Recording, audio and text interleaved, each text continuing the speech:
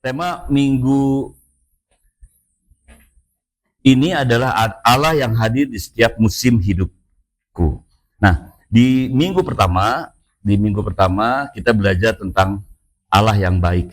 Di minggu kedua kemarin di Rumah Lasem, Pastor Andi menjelaskan tentang Allah yang berdaulat dengan cerita tentang Yusuf, anak Yakub, dengan ceritanya ya.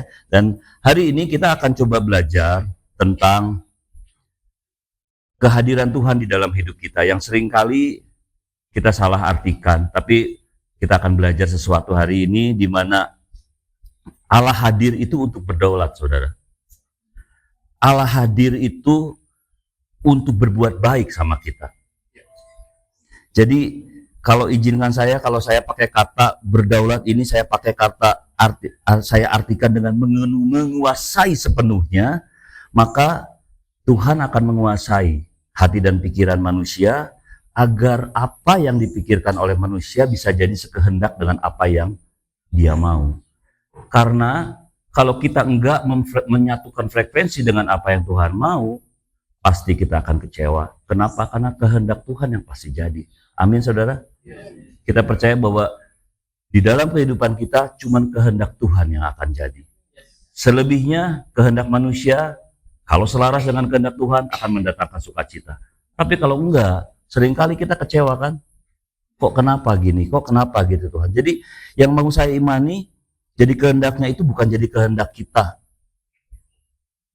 Memang sulit ya untuk bisa menerima bahwa kehendak Tuhan itu bisa sesuai sama kehendak kita. Karena semua perintah-perintahnya biasanya membuat kita menderita.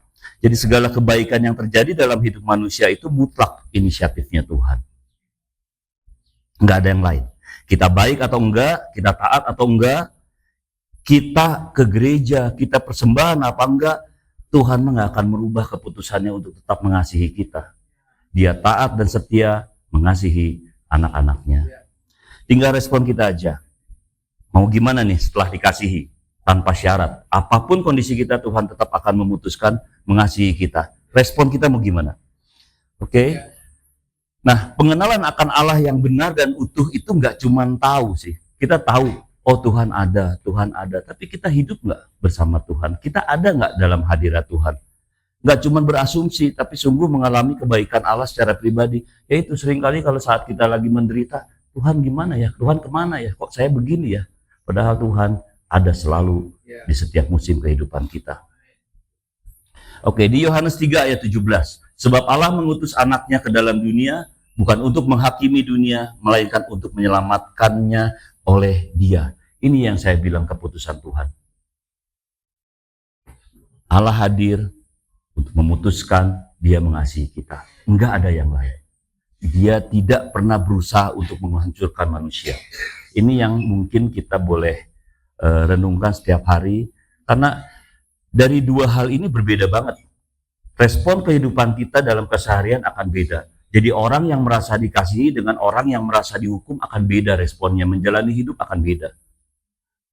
Nah ini, seringkali kita tanya, di manakah Allah saat musim hidupku terasa gelap? Kalau lagi seneng, oke ya, Tuhan ada. Kuasa Tuhan dinyatakan. Semua bersuka cita. Tapi pada saat kita mengalami kegelapan, kita lagi masalah, kalau kita nggak kenal secara pribadi, nggak heran kita juga mudah tersesat. Nggak heran kita mudah putus asa, dan respon atas setiap hal yang kita hadapi juga nggak benar, nggak sesuai sama yang Tuhan mau. Kita ngejar apa yang kita inginkan. Kebenarannya begini, yang lagi kesulitan, kalau responnya nggak kenal Allah, maka dia nggak bergantung. Kita nggak bergantung sama Allah. Kalau kita kenal Allah, maka kita butuh. Tuhan nggak butuh kita, saudara. Kita yang butuh Tuhan. Amin. Ya, jadi intinya kalau nggak kenal Allah, kita nggak bergantung pada Allah dan nggak mengandalkan Allah, ya udah jalan sendiri. Hidup semau-maunya sendiri dengan pengertian sendiri. Makanya seringkali kita mempertanyakan, di mana Allah waktu kita mengalami kesulitan? Kebenarannya Allah nggak pernah absen, saudara. Dimanapun, apapun musim kehidupan kita, lagi di atas, lagi di bawah, Tuhan selalu ada menyertai kita. Musim manusia bisa berbeda-beda, tapi bukan cuma itu. Bukan hanya berbeda, berubah. Setiap kita mengalami masa-masa yang berbeda, tapi juga berubah. Setiap pribadi kita berubah. Dulu saya ngalamin masa-masa kesulitan sama anak, sekarang di kerjaan, sekarang balik lagi anak, sekarang balik lagi ini dan itu. Pasti ada aja. Tapi respon kita untuk bisa menerima Tuhan yang selalu ada dekat kita, yang selalu membimbing kita. Ya seringkali gitu, saat Tuhan lagi bimbing, Tuhan lagi kita suruh, kita nggak suka, nggak sesuai sama kehendak kita, nanti dulu Tuhan, kita kecilin suara Tuhan. Suara Tuhan selalu ngomong. Oke, kalau minggu lalu Pastor Andi juga bawa satu kisah dari Alkitab tentang Yusuf, saya hari ini akan ngajak kita sama-sama untuk baca, pelajari tentang story-nya Naomi dan Ruth, kisah Naomi dan Ruth. Saya nggak bacain ayatnya semuanya karena mungkin panjang, tapi tolong Bapak Ibu Saudara coba buka Alkitab Saudara nanti pulang ke rumah, baca lebih detail lagi karena saya akan hanya baca sepintas. Jadi ini cerita tentang Naomi yang kehilangan suami dan kedua anak laki-lakinya. Ia menjadi janda yang menderita di negeri asing. Jadi ini ayat satunya, kalian bisa baca dua. Jadi Naomi, suaminya Elimelek, punya anak namanya Mahlon dan Kilion. Dua-duanya meninggal. Suaminya dulu meninggal, kemudian anak-anak laki-lakinya, anak kandungnya juga meninggal. Tinggallah Naomi dengan Ruth, menantunya. Oke, saya singkatin aja bahwa Naomi jadi janda itu mengisahkan tentang penderitaan, musim penderitaan yang dialami oleh Naomi. Ya mungkin kalau dalam kehidupan nyata nggak cuma dicerita di Alkitab aja, nggak gampang ya kehilangan seseorang yang dikasihi, udah suami, anaknya pula, anak kandungnya pula. Wah itu saya nggak bisa bayangin, berat lah pasti ya. Saya nggak bisa bilang bahwa ada orang yang kehilangan lalu bersuka cita, tidak. Mungkin butuh waktu, tapi saat itu Naomi mengalami kepahitan. Ini. Di Rut 1 ayat 20-21 kita akan baca, tetapi ia berkata kepada mereka, janganlah sebutkan aku Naomi, sebutkan aku Mara, sebab yang Maha Kuasa telah melakukan banyak yang pahit kepadaku. Ini masa penderitaan di mana Naomi salah sangka sama Tuhan. Tuhan kasih yang pahit katanya tuh. Bahkan dengan tangan yang penuh aku pergi, tetapi dengan tangan yang kosong Tuhan memulangkan. Ini bicara apa? Di musim kehilangan ini Naomi pahit dan menderita bahwa dengan tangan kosong Tuhan memulangkan aku. Jadi Tuhan ngapain nih? Tuhan ada itu mau ngapain? Kok aku dibiarin begini aja? Nah,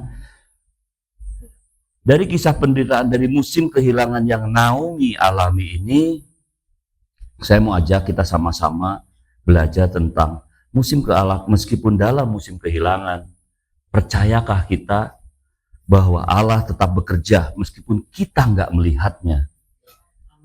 Perasaan kita bisa salah, bener ya? Wah Tuhan kemana? Tuhan nggak ada, Tuhan nggak dampingi saya, Tuhan nggak tolong saya. Tapi pernyataannya selalu ada dan nyata. Hanya aja seringkali kita ngukur kehadiran Allah secara emosi. Kalau kita dapat sesuatu, wah Tuhan baik, Tuhan hadir. Tapi kalau kita diajak mengalami seperti Naomi, Tuhan kemana? Tuhan kok nggak ada bareng aku?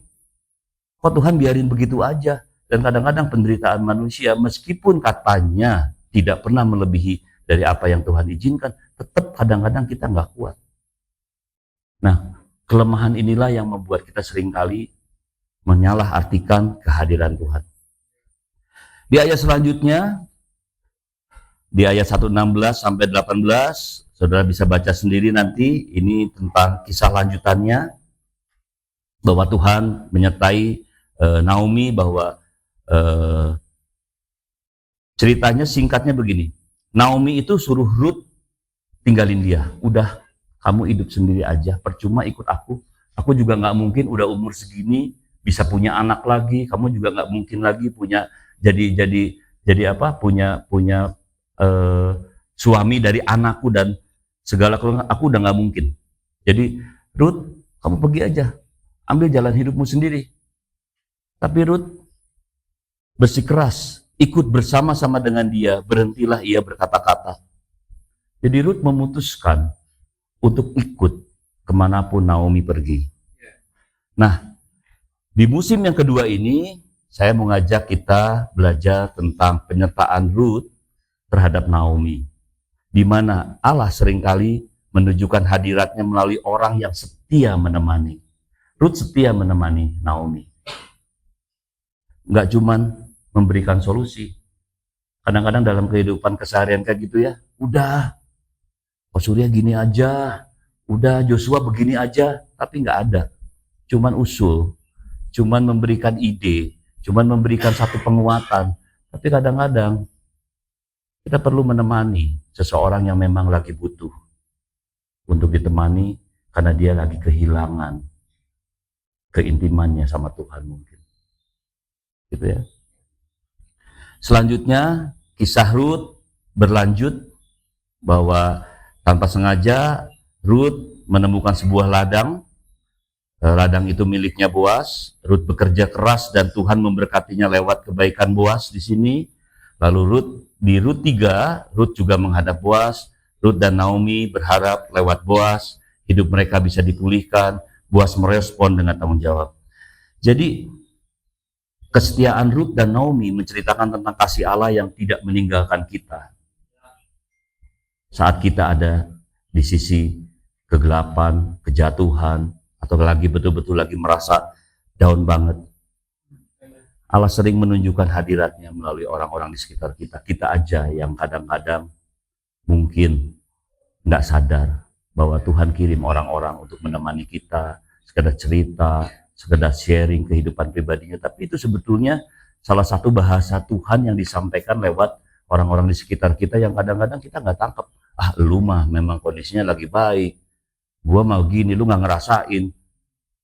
Dan kadang-kadang kita perlu jadi Rut, saudara. Kadang-kadang kita perlu jadi Rut yang cuman diem nemenin. Yuk, apapun yang omongin lu, gua ada buat lu. Yuk kita berdoa sama-sama.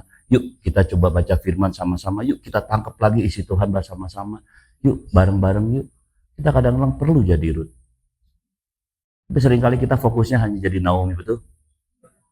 Fokus dengan apa yang kita alami sehari-hari, itu udah cukup menyita waktu, energi. Boro-boro nemenin orang lain.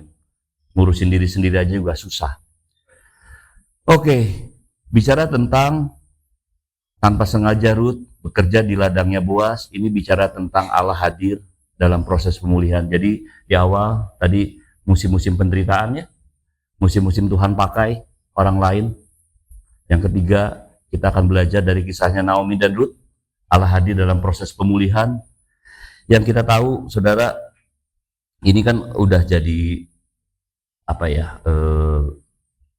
Sudah jadi hal yang biasa bahwa kita selalu bilang bahwa ya proses Tuhan mah nggak gampang, proses Tuhan mah nggak sebentar. Tapi begini, kita bisa sabar nggak menjalani proses pemulihan saat kita memang lagi mengalami?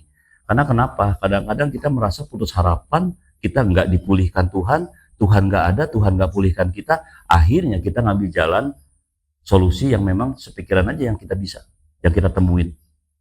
Kita nggak kembali lagi untuk datang sama Tuhan bahwa Tuhan, saya tahu proses ini susah. Tuhan, saya tahu proses ini nggak gampang, butuh waktu. Naomi butuh 10 tahun lebih untuk bisa melewati masa-masa ini sampai nanti kita akan lihat di akhir ceritanya Tuhan menyertai dia, menyatakan rencana besarnya.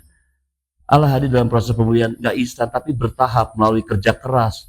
Dan ini yang sering kali kita lakukan, kerja keras, tapi kita nggak mendasari iman yang percaya hingga kita nggak bisa taat melakukan apa yang sebetulnya Tuhan lagi siapin. Jadi apapun yang Tuhan rencanakan semuanya bias, semuanya hilang karena yang muncul itu cuma keinginan sendiri yang udahlah, nggak ada yang bisa ngerti kondisi saya. Nggak ada yang bisa ngertiin apa yang saya alami. Jadi penyertaan Tuhan di mana? Padahal Tuhan hadir di setiap musim kehidupan kita. Ya, nah, jadi proses Tuhan seringkali lambat menurut kita, tapi selalu tepat waktu menurut rencananya. Ada waktunya Tuhan, ada caranya Tuhan, ada kekuatannya Tuhan. Selama kita bergumul, perhatiin, kalau kita masih pakai kekuatan kita nggak ngandelin Tuhan, sama seperti yang tadi di awal, kita nggak bergantung sama Tuhan, kita nggak mengandalkan Tuhan, ya udah, kita pikir sendiri, menderita lagi, jatuh, dan akhirnya kering. Dan akhirnya kecewa dan meninggalkan Tuhan jauh lebih jauh lagi. Oke, sorry.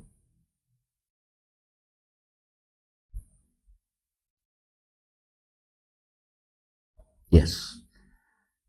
Nah ini yang selanjutnya, di akhir cerita, di akhir kisah Naomi dan Ruth, Boas akhirnya menebus Ruth. Karena Boas ini ternyata tanpa disengaja, kalau kalian baca kisahnya di Alkitab, Boas ini ternyata salah satu keluarganya Naomi.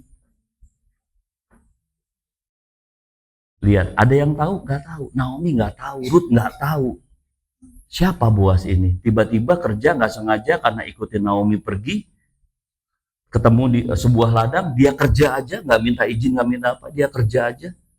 Tiba-tiba Boas hadir, Tuhan hadirkan. Ini yang seringkali kita nggak tahu bahwa Tuhan sedang mempersiapkan orang-orang untuk menolong kita. Kita seringkali mikir, udahlah, cukup saya disakiti, udahlah cukup saya difitnah, jadi kita nggak mikir lagi tentang orang lain yang Tuhan hadirkan. Dengan kata lain, kita lagi mengabaikan rencana Tuhan yang sebenarnya. Memang nggak gampang ya untuk bisa menerima orang-orang yang kita nggak kenal bahkan. Tapi tetap rencana Tuhan adalah rencana Tuhan. Kehendaknya yang pasti jadi. Akhirnya Ruth dan Boas menikah. Nah ini kisah di ayat 4 ini yang saya akan tutup dengan musim terakhir ini. Allah hadir menyatakan rencana besar. Siapa yang tahu kisah Naomi dan Ruth akan berakhir jadi suatu kisah yang besar. Dari penderitaan, kehilangan orang-orang terkasih. Lalu dipertemukan dengan Ruth yang mengambil keputusan untuk mengikuti, dan selanjutnya masuk masa pemulihan. Dan inilah yang saya bilang bahwa kalau kita nggak taat, kalau kita nggak setia, kalau kita nggak sabar dan cari Tuhan, kita akan kehilangan rencana besarnya Tuhan. Meskipun rencana besar Tuhan nggak pasti hilang ya, pasti nggak hilang. Cuman kitanya yang mungkin yang nggak akan mengalami itu sebagai sesuatu yang besar dalam hidup kita. Dari penderitaan Allah membentuk garis keturunan Mesias, Yesus Kristus. Kalian bisa baca, Bapak Ibu Saudara bisa baca di Matius 1 sampai 17 tentang silsilah Yesus Kristus. Jadi dari cerita pribadi seorang Naomi yang biasa, Allah membawa dampak yang kekal, yang luar biasa. Kalau kita lihat bahwa proses Tuhan seringkali nggak masuk akal. Tapi kalau kita mau coba berpikir bahwa oke, hari ini saya mengalami ini, tapi kalau pada akhirnya kita tahu bahwa janji Tuhan menyertai dan semuanya akan mendatangkan kebaikan, apa yang keputusan yang kita mau ambil? Apa kita tetap mau, Tuhan, aku mau melalui penderitaan ini, karena Tuhan bersamaku. Bukan tentang masalahnya, bukan tentang penderitaannya, tapi tentang bersama siapa kita ada. Selama ada Tuhan, Dia semua yang atur, Dia semua yang kontrol, Dia semua yang berdaulat. Dan kalau kita kembali lagi mengamini bahwa Dia hadir untuk menguasai kita, untuk mendatangkan kebaikan dalam kehidupan kita, meskipun lewat penderitaan, saya harap kita mulai ambil keputusan, meskipun masih ragu, tetap saya emang nggak mau menderita Tuhan. Ya nggak juga sih ya, nggak selalu harus melalui penderitaan juga ya. Tapi kalaupun memang itu dialami, kadang-kadang kita nggak sadar penderitaan kecil itu bisa jadi besar. Oke, jadi Ruth dan Boas menikah, melahirkan Obed. Obed ini kakak dari Raja Daud. Yang kita tahu Raja Daud dengan silsilah keturunannya ada Abraham, mulai Abraham sampai dengan 14 tahun dari Daud dibuang ke Babel dan akhirnya sampai kepada Yesus Kristus Juru Selamat. Oke, Tuhan nggak hanya ingin memulihkan kita, tapi juga Tuhan pengen pakai hidup kita untuk rencananya yang besar. Amin, saudara. Oke, saya nyampe ke perenungan. Yuk, ukur kehadiran Tuhan dengan iman percaya, jangan pakai emosi. Beriman artinya mempercayakan dan menyerahkan hidup kita pada apapun keputusan Tuhan. Tuhan tetap baik walau hidup kita nggak mudah. Tuhan bekerja dalam segala hal, bahkan dalam luka dan kehilangan. Kalau hari-hari ini di antara kita ada yang lagi senang, yuk syukuri. Kalau ada yang lagi luka, ada yang lagi kehilangan, ada yang lagi putus asa, yuk syukuri. Bersyukur tanda kita memang membutuhkan Tuhan. Saya ingat sekali waktu mungkin tahun lalu kita pernah membahas satu bahwa penderitaan adalah sebuah anugerah. Aduh, bacanya aja udah agak sedikit bikin gimana gitu ya. Kok penderitaan sebuah anugerah? Tapi kalau kita percaya dengan iman bahwa Tuhan tetap baik walaupun hidup ini tidak seperti apa yang kita mau, masihkah kita berani ngomong bahwa Tuhan gak ada? Masihkah Tuhan gak menyertai kita? Yang kedua, Tuhan selalu hadir dalam setiap musim kehidupan kita karena Tuhan sungguh tahu manusia butuh Tuhan. Ada yang gak butuh Tuhan, saudara, di sini? Kalau semua butuh Tuhan, yuk beriman bahwa kita harus menggantungkan dan kita menyerahkan semua keputusan hidup kita berdasarkan keputusannya Tuhan. Mengkalibrasi hati itu menyelaraskan keinginan kita sama keinginan Tuhan. Karena seringkali gitu, saat kehendak kita nggak terjadi dan nggak sama kehendak Tuhan, itulah penderitaan mulai. Pengennya begini, tapi Tuhan bilang begitu. Oke. Tuhan hadir di setiap musim hidup. Tuhan yang akan berperang bagi kita. Ini satu ayat penguatan. Tugas saya hanya taat dan percaya, nggak perlu takut sebab Tuhan menyertai.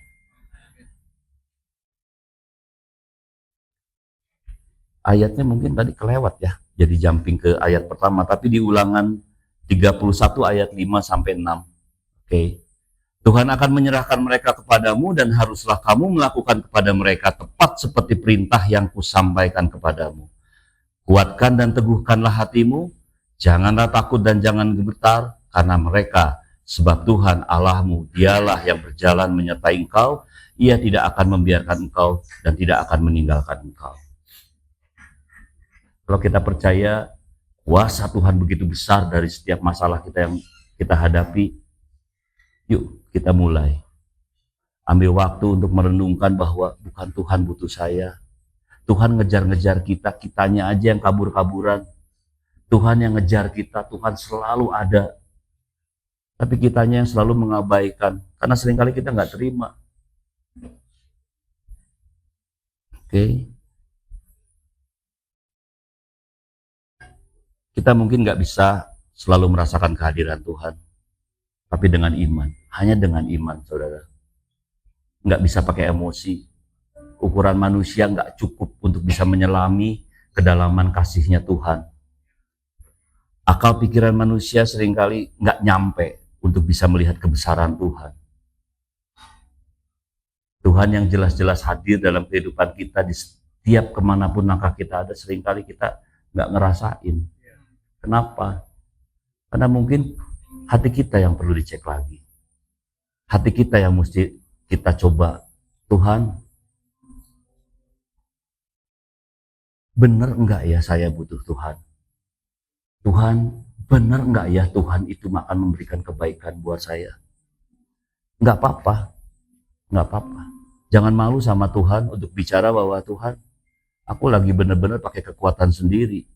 Sampai aku nggak bisa melihat Tuhan ada. It's okay.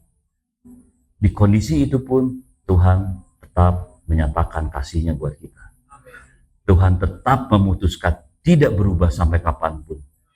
Dia akan mengasihi kita meskipun kita seringkali nggak mengasihi dia. Oke. Kekhawatiran dan ketidaktaatan kita pada perintahnya menunjukkan kurangnya kita kenal dia. Yuk kita mulai ambil waktu khusus setiap hari. Mungkin dari hal-hal kecil. Setiap hal yang terjadi kita bilang, Tuhan terima kasih. Kalau nggak ngerti, Tuhan tunjukin. Tuhan tunjukin. Seringkali di beberapa momen saya ngomong begini, udah jelas-jelas kita itu sebagai manusia tidak mampu. Seringkali kadang-kadang kita mengalami kemenangan aja kita nggak mampu loh mengatasinya. Makanya kita bisa jadi orang sombong. Itu tanda kita memang betul-betul tidak mampu mengatasi. Tapi di salah satu sisi yang lain, saat kita menderita, saat kita memang juga tidak mampu dan kita nggak minta pertolongan Tuhan, kita juga nggak jarang ya di antara kita jadi orang yang rendah diri.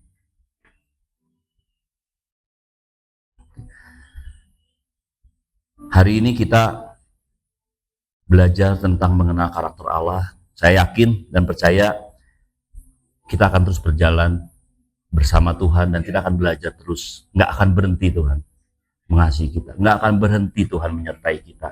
Percaya apa nggak ada percaya, itu keputusan kalian untuk bisa mencari tahu tentang bahasanya Tuhan hadir dalam hidup saudara dalam bentuk apa. Bisa dengan orang lain, bisa lewat penderitaan. Kehadiran Tuhan dalam hidup orang percaya nggak lepas dari sebuah bukti. Apa buktinya Tuhan hadir?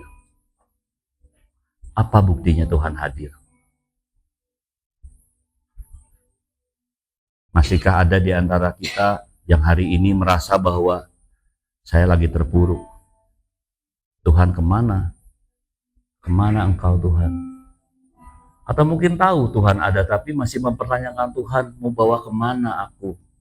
Kok nggak selesai-selesai masalah ini? Gitu ya. Bukti Tuhan hadir. Ini yang terakhir. Bisakah kita percaya bahwa bukti Tuhan hadir di setiap musim kehidupan kita, yaitu dari firman-Nya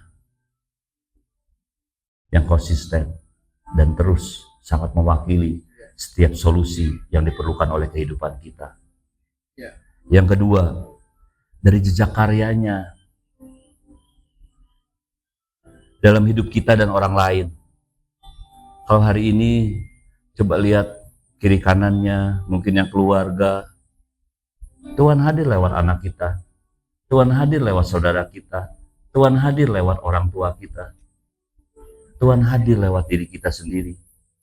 Dan rencana Tuhan yang paling besar adalah memakai kita untuk jadi kepanjangan tangannya untuk menyatakan kasih-Nya kembali.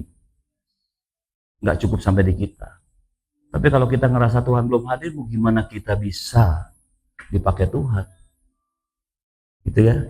Dan yang terakhir, bukti dari kehadiran Tuhan dalam kehidupan kita adalah Yesus. Karya salib harusnya cukup jadi bukti bahwa Tuhan ada di dalam kehidupan kita semua.